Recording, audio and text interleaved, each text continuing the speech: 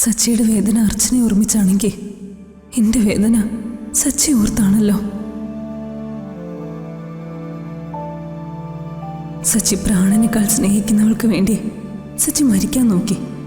പക്ഷെ തൊട്ടടുത്തുണ്ടായിരുന്നിട്ടും സച്ചിയെ പ്രാണനേക്കാൾ സ്നേഹിക്കുന്ന എന്നെ സച്ചി കണ്ടതേയില്ല. നമ്മുടെ കുടുംബത്തിനെ പറ്റിയ ദോഷം എന്താണെന്ന് അറിയണമെങ്കിൽ അത് പ്രശ്നം വെച്ച് നോക്കിയാലേ നടക്കൂ. ഇനി അതിന്റെ ഒരു കുറവും കൂടിയേ ബാക്കിയുള്ളൂ. അമ്മേ, ഇല്ലാത്ത പ്രശ്നങ്ങൾ ഉണ്ടാക്കാൻ ജ്യോത്സ്യന്മാരെ വിളിക്കേണ്ട കാര്യമുണ്ടോ? ഈ അവസ്ഥയില് സമൃദ്ധ വീണ്ടും ഓരോ ജ്യോത്സ്യന്മാരെ അടുത്ത് കൊണ്ടുപോയി ശ്വാസം മുട്ടിക്കേണ്ട കാര്യമുണ്ടോ? കണ്ട ഓരോരുത്തരുടെയും വാക്ക് കേട്ട് ഓരോ സ്വാമിമാരുടെ അടുത്ത് കൊണ്ടുപോയി ചികിത്സിക്കുന്നത് നിർത്തിയാ തീരാവുന്ന പ്രശ്നമേ ഇവിടെ ഉള്ളൂ. എങ്കിലേ ഈ വീട്ടിലെ സന്തോഷമെങ്കിലും നിലനിൽക്കൂ. ഗൗരിമോള് വളർന്നു വരികയാണെന്നുള്ള ബോധം എല്ലാവർക്കും വേണം. അവളുടെ മനസ്സിൽ കൂടി ഇത്തരം വിശ്വാസങ്ങളൊന്നും ദൈവം ഇത് അടിച്ചേൽപ്പിക്കരുത്. നീ പഴയ സമൃദ്ധ ആയാൽ മതി, ഈ പ്രശ്നങ്ങളൊക്കെ തീരും. നിങ്ങൾ പറയുന്നതൊക്കെ ശരിയാ.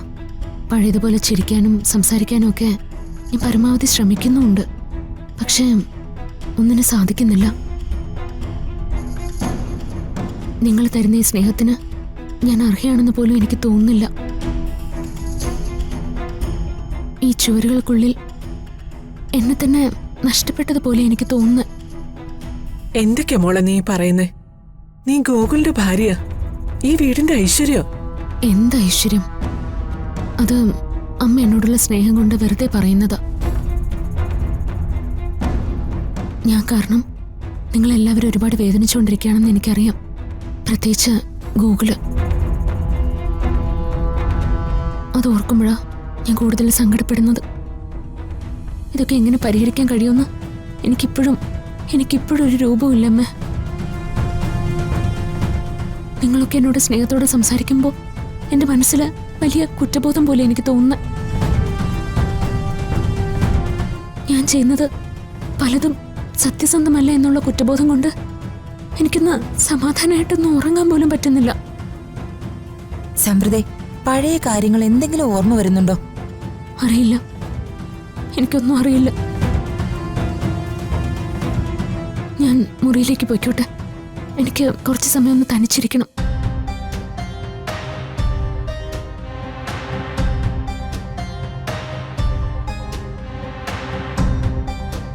ആ ശിവയോഗി എന്തോ ബാധയെ ഇവളുടെ ശരീരത്തിൽ കയറ്റി വിട്ടിട്ടുണ്ടോന്ന് എന്റെ ബലമായ സംശയം. ഇല്ലെങ്കിൽ പിന്നെ ഇങ്ങനെയുണ്ടോ? ഓരോ സമയത്തും ഓരോ സ്വഭാവമാ. ചിലപ്പോ ചിരിക്കും, ചിലപ്പോ കരയും. ഇടയ്ക്ക് ഇതുപോലെ ആരും കാണാതെ മുറിയെ അടച്ച് ഇങ്ങനെ ഒറ്റയ്ക്കിരിക്കും.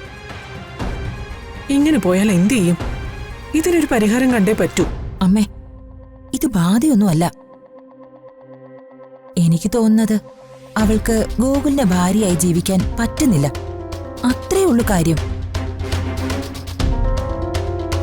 ഒരു നല്ല കൗൺസിലിംഗ് കൊടുത്താൽ ചിലപ്പോ അത് മാറിയേക്കും. എന്തായാലും ഒരു കാര്യം ഉറപ്പാ, മടത്തിന്ന് വന്നതിന് ശേഷം അവള് നമ്മുടെ പഴയ സമൃദ്ധയല്ല.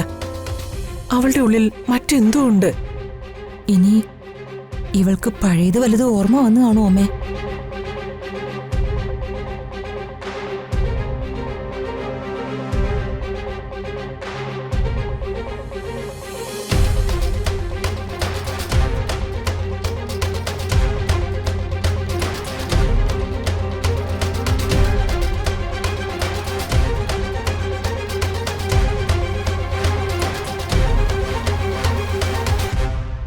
സ്നേഹിക്ക് നല്ല സംശയമുണ്ടല്ലേ? അവൾ എന്തൊക്കെയാ ചോദിച്ചു? ഇവർക്കൊക്കെ സച്ചി എത്ര വലുതാണെന്ന് ഇനിയെങ്കിലും സച്ചി മനസ്സിലാക്കണം. സച്ചിക്ക് എന്തെങ്കിലും സംഭവിച്ചു പോരുന്നെങ്കിലോ? ഈ വീട്ടിലിപ്പോ ചങ്ക് പൊട്ടി കരഞ്ഞ് ഇവരെല്ലാം തളർന്നു കിടന്നേന്. സച്ചി തന്നെയല്ലേ എപ്പോഴും പറയുന്നത്, നമ്മൾ സ്നേഹിക്കുന്നവർക്ക് വേണ്ടിയാ നമ്മൾ ജീവിക്കേണ്ടതെന്ന്.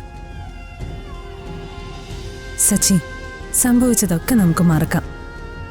ഇനിയും ഇതുപോലുള്ള അബദ്ധങ്ങൾ ചിന്തിക്കരുത്. ഞാനൊരു മനുഷ്യനല്ലേ വക്കീലേ?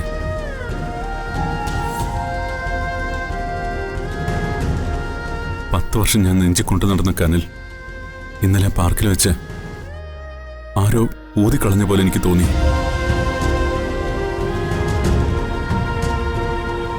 അവളിനി ഒരിക്കലും എന്റെ ജീവിതത്തിലേക്ക് മടങ്ങി വരില്ലെന്ന് എനിക്ക് ഉറപ്പായി. അവളെയും കുഞ്ഞിനെ നഷ്ടപ്പെട്ടിട്ട് ജീവിക്കുന്നതിനേക്കാളും നല്ലത് മരണമാണെന്ന് എനിക്ക് തോന്നി.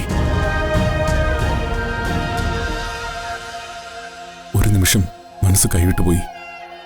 പിന്നൊന്നും ചിന്തിച്ചില്ല. ശരിക്കും ആ പാർക്കിൽ എന്താ സംഭവിച്ചേ?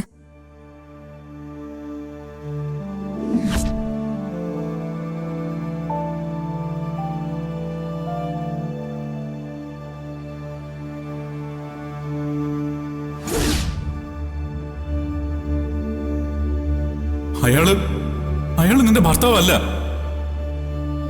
നിന്റെ കഴുത്തിൽ ഈ താലി കെട്ടിയത് ഞാനാ. വിടാൻ! നിങ്ങൾ പറയുന്ന ഈ അർച്ചന ആരാന്ന് എനിക്കറിയില്ല. ഞാൻ സമൃദ്ധയാ, അഡ്വക്കേറ്റ് ഗോകുൽ രാജന്റെ ഭാര്യ. ഇനി ഒരു പ്രാവശ്യം കൂടി നിങ്ങൾ എന്റെ മുന്നിൽ വന്ന് പ്രശ്നം ഉണ്ടാക്കിയ പിന്നെ സംഭവിക്കുന്നത് എന്റെ മരണമായിരിക്കും. ആ കാഴ്ചയൊന്നും സഹിക്കാനുള്ള നെഞ്ചുറപ്പ് എനിക്കില്ല വക്കീലെ. ഞാനും ഒരു മനുഷ്യനാ, എല്ലാ ദൗർബല്യങ്ങളും ഉള്ള ഒരു സാധാ മനുഷ്യൻ. ഇതുപോലെ ഒരു കാഴ്ച കണ്ട ഏത് ഭർത്താവിന്റെ ഹൃദയം തകർന്നു പോകാത്തെ? ഏതച്ഛന്റെ നെഞ്ച പിടയ്ക്കാത്തെ? സച്ചി, വക്കീലെ, ഞാനിപ്പോഴും അർച്ചനയുടെ ഭർത്താവാ, അവളുടെ കുഞ്ഞിന്റെ അച്ഛനാ. അവളാ ഒരു പരിചയമില്ലാത്ത പോലെ എന്നെ തട്ടി മാറ്റിയേ. വക്കീലിനറിയാവോ, ഈ ലോകത്ത് എനിക്ക് അവർ കഴിഞ്ഞിട്ടേ ഉള്ളൂ മറ്റെന്തും.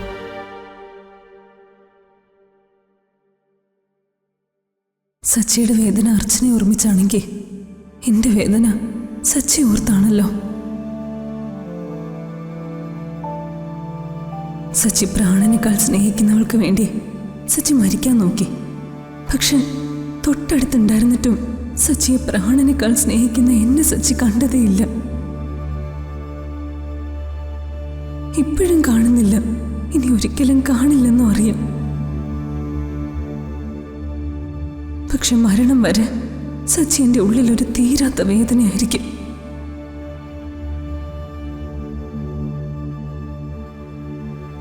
വക്കീലിനെ പോലൊരു ആത്മസുഹൃത്തിനെ കിട്ടിയതാ എന്റെ ഭാഗ്യം.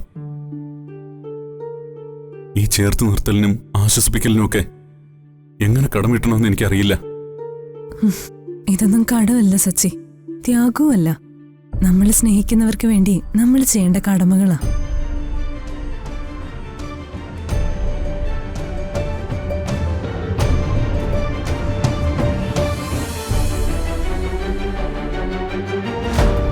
സൗഹൃദം എന്നത് അതിരുകളില്ലാത്ത കൊടുക്കൽ വാങ്ങലുകളാ.